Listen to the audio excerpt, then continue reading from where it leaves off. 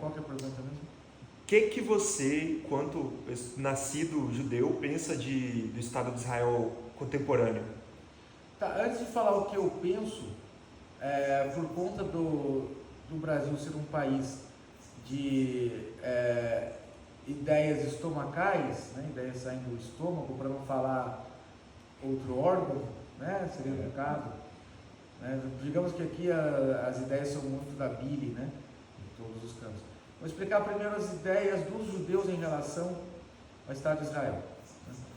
O Estado de Israel, isso é uma história que todo mundo já conhece, ele não foi uma invenção do dia para a noite, ele já era discutido tanto entre a comunidade judaica em Golos, no exílio, né, como também ali do próprio Oriente, né, quando os judeus, através daquele fundo dos Rothschild, começaram a comprar terras de palestinos para colonizar a terra de Israel, através do dinheiro, né, que era algo até normal, não causava muito choque, porque os judeus dali, na época do Império Otomano, estavam integrados relativamente ao Império Otomano. Tanto que rabinos chegaram a ocupar cargos importantes no Império Otomano. Os judeus eram expulsos de países da Europa e eram abrigados pelo Império Otomano. Esse ódio de judeu e muçulmano é uma coisa que se deu de fato mesmo depois da criação do Estado de Israel. Não existia tanta inimizade assim. Mas voltando aqui para o foco do Estado de Israel. A princípio, a ideia de criar um Estado de Israel, essa ideia partiu dos iluministas seculares, sionistas que seguiam uma linha de sionismo secular, que não entendia mais tanto a terra de Israel, a existência dela como ligada ao cumprimento dos mandamentos da fidelidade a Hashem, a Deus, como também não entendiam mais a era messiânica como um evento sobrenatural que devolveria a terra aos judeus. Isso a princípio gerou uma forte oposição por exemplo, dos racídicos, né? A Hassidus, todos os rabinos racídicos, na época eram contra o sionismo, lançaram excomunhão ao sionismo e também contra a ideia do Estado de Israel, por conta até de uma passagem do Talmud, que é Tuvot, e ali diz que é proibido que os judeus voltem em bloco para a terra de Israel. Mas isso também na interpretação racídica, por exemplo, você tem a interpretação que era da época do Rebbe de Mukatchevo na Ucrânia, né? Que era um Rebbe de autoridade e um cabalista importante, que dizia que a terra de Israel na era da diáspora tinha as clipot, as cascas de impureza, mais afloradas, e se judeus pisassem naquela terra sem cumprir mandamento, as punições, danos espirituais e consequentemente materiais seriam imensos. Outros rabinos respondiam isso de uma outra forma, falavam que não, pode ser que a proximidade com a terra de Israel faça com que os judeus voltem a cumprir mandamentos, né? Como por exemplo na era do segundo templo, quando começou a ser reconstruído, você lê na própria Torá que eles voltavam carregando coisa no Shabat. Eles não tinham noção de Torá, muitos dos exilados que voltaram. Mas você tinha essa discussão, até que é fundado o Estado de Israel, né, a contragosto dos árabes. Aí, bom, vamos pegar uma coisa aqui mais racional, livre de paixões. É justo que os judeus tenham um Estado no Oriente Médio. Isso ninguém pode... Uma pessoa normal não vai discutir que os judeus não têm o direito de ter um Estado na Terra Santa simplesmente porque eles viviam numa diáspora. Até porque, se você olhar bem, os últimos donos da terra de Israel eram os otomanos, não eram os palestinos. Os otomanos eram bem hábeis nessa administração das minorias religiosas, né? Então eles tinham lá aquela administração que tinha um pachá, depois tinham os líderes das comunidades e tal. De fato ali seria o melhor lugar para criar um Estado israelense, né? Mas tem aquela coisa, em relação ao judaísmo religioso, uma parte da ortodoxia, não é o Estado de Israel, não é Israel bíblico, é simplesmente um Estado para abrigar judeus, né? E, bom, os judeus estavam na diáspora, o maior número fora, mas você tem presença judaica na terra de Israel, mesmo na era do Império Otomano. Os otomanos autorizavam esse retorno e os judeus já funcionavam ali, a escola de Safado, de Kabbalah, né? Tinha uma presença ali já. Como cai o Império Otomano, tiveram a brilhante ideia de criar estados-nação no Oriente Médio, que viraram só focos de guerra civil, fragmentação. Agora a Síria vai entrar nisso também, né? E então é inegável que ali o judeu tem um direito. Acontece que aí vem a polêmica do Estado de Israel moderno e dos conflitos, e que aqui não é que eu quero ficar em cima do muro. Tem aquela música do conjunto do Neil Young, Buffalo Springfield, se não me engano o nome do conjunto, que é uma música que ele fala ninguém está certo quando todo mundo está errado. É isso que eu quero dizer aqui, para não falar, ele está puxando o saco do palestino ou do judeu. Não estou do lado nem de um nem de outro, estou contra os dois. Inclusive eu posso estar desagradando tanto o pró-Palestina como o radical para Israel. Tá, primeiro ponto, fato, os judeus têm direito inegável a ter um Estado ali na terra de Israel. Até porque nessa divisão toda do Império Otomano, os árabes ficaram com o Oriente Médio inteiro. Israel, qual que é a porcentagem de Israel em relação ao Levante e à Península Arábica? É o que? 1%. Né? Só que o Estado de Israel é fundado como um Estado moderno. Ele passa por disputas ideológicas dentro até da própria comunidade israelense, né? Tanto de direita como de esquerda, que perseguiu muitas vezes até judeus.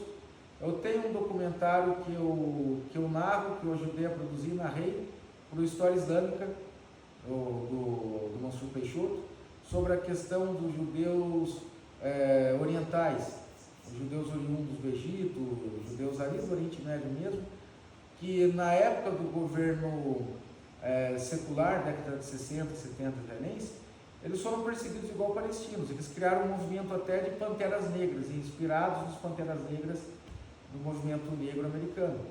E você vê as declarações das lideranças, principalmente os ashkenazim seculares, né? Esses caras aí são mais árabes do que judeus, eles são bárbaros, olha como eles se vestem, como eles comem, como eles são fanáticos religiosos, né?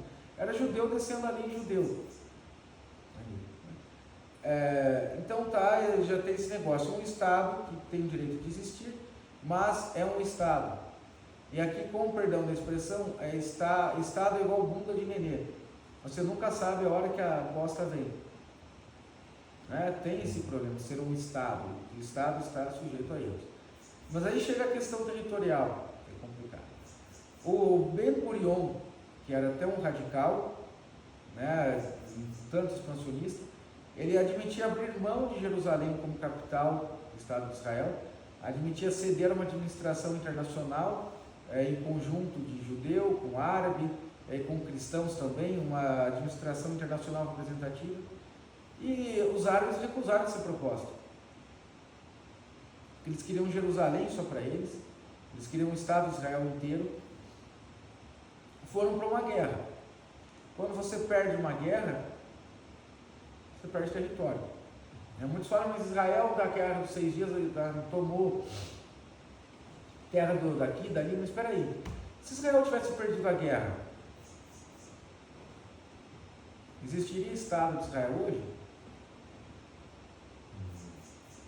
Né? Não existiria. Né? Tá, então, olha os pepinos que temos aqui, né, na questão. É um Estado que tem direito de existir, é um Estado que erra, é um Estado cujo expansionismo em relação aos acordos iniciais é justificado, ganha um território na guerra e sabe que acabou. Né? A mesma coisa o Brasil tentar reclamar o Uruguai de volta, ou o Paraguai tentar pegar território que perdeu na guerra. Não dá, acabou, está consolidado. A questão que, como Estado, realmente, o Estado de Israel num direito de se defender de agressões do terrorismo do Hamas, cometeu excessos. Não dá para você aprovar numa reação no esforço de guerra a destruição que é feita em Gaza, destruir colheita, água encanada, mas foi para esmagar o Hamas. Bom, teria uma forma melhor, digamos, de esmagar um grupo terrorista, ainda mais para um Estado que tem um exército bom, tem serviço de inteligência e tal, sem esmagar uma população inteira. Isso, inclusive, é porque Israel não olha bem para um pensador israelense que chamava o Jabotinsky, foi um pensador político israelense de direita que ele alertava quanto a isso, dos perigos do Estado de Israel da época. Por quê? Os judeus ashkenazitas, os sionistas seculares, tinham a ideia de que eles conseguiriam comprar e integrar os palestinos e os judeus religiosos através da prosperidade econômica. Ele falava, não, isso é impossível, isso não vai acontecer. Tanto os judeus Hassidim, que são contra o Estado de Israel, como os palestinos, eles não vão se vender em troca de uma casa em conjunto habitacional, por uma estação de trem, né? E ele ainda alertava, olha, quanto mais o palestino for humilhado, mais ele vai atacar, e mais a população comum ficará com medo, e mais o governo tomará atitudes para destruir o palestino e causar, então, cria ali uma relação de um poder estatal que se alimenta do medo e do ódio. Vem o ódio daqui, o medo, ele se aproveita daquilo. Então, é claro que é impossível dizer que Israel, nos abusos que foram cometidos contra a população de Gaza, civis, né? Não foi uma coisa, por exemplo, infelizmente, numa guerra, cai um míssil num alvo, por exemplo, terrorista, e morre uma criança, infelizmente morre uma família. Isso que acontece em toda a guerra. Não dá para você culpar um Estado por um crime de guerra só por isso, embora seja muito triste, não estou desmerecendo, né?